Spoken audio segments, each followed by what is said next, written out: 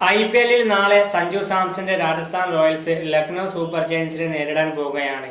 എന്നാൽ പുറത്തുവരുന്ന റിപ്പോർട്ടുകൾ പ്രകാരം രാജസ്ഥാൻ റോയൽസിന്റെ നായകനായിട്ടുള്ള സഞ്ജു സാംസൺ നാളെ കളിക്കാനുള്ള സാധ്യത ഒരു സംശയത്തിലാണ് എന്നുള്ള റിപ്പോർട്ടുകളാണ് പുറത്തു വരുന്നത്.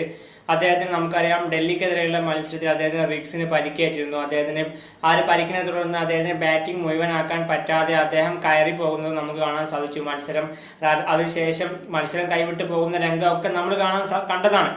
എന്നാൽ അദ്ദേഹത്തിന് ഇപ്പൊ പരിക്ക് പറ്റിയിട്ടുണ്ട്. അദ്ദേഹത്തിന്റെ ആ ഒരു സ്കാനിങ് റിപ്പോർട്ട് വരാനുണ്ട്.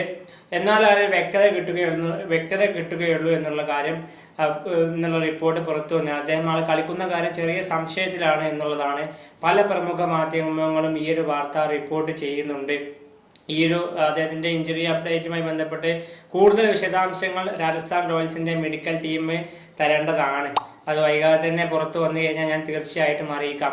ഇനി അദ്ദേഹത്തിന്റെ റിക്സിന് അവിടെ വലിയൊരു ഇഞ്ചുറി ആണെങ്കിൽ സ്കാനിങ്ങിൽ വലിയ പ്രശ്നങ്ങളൊക്കെ ഉണ്ടെങ്കിൽ 3 വീക്ക് അദ്ദേഹത്തിന് ഒരു 3 ആഴ്ചത്വം, കാരണം റിക്സിന്റെ ഇഞ്ചുറി പറ്റി കഴിഞ്ഞാൽ ഏകദേശം അതിന് റിക്കവറി ടൈം പറഞ്ഞാൽ 3 വീക്കാണ്. കാരണം ഒരു 3 വീക്കോളം ഒരു റെസ്റ്റ് എന്തായാലും വേണം. കാരണം എനിക്കൊക്കെ ഞാൻ പ്രാക്ടീസ് ചെയ്യുന്ന ആളാണ്, ക്രിക്കറ്റ് കളിക്കുന്ന ആളാണ്. എനിക്കും ഇതുപോലെ പല സമയത്ത് പറ്റിയിട്ടുണ്ട്. അപ്പം ഒരു 3 വീക്കാണ് ഫിസിയോസ് ഒക്കെ തരാറുള്ളത്.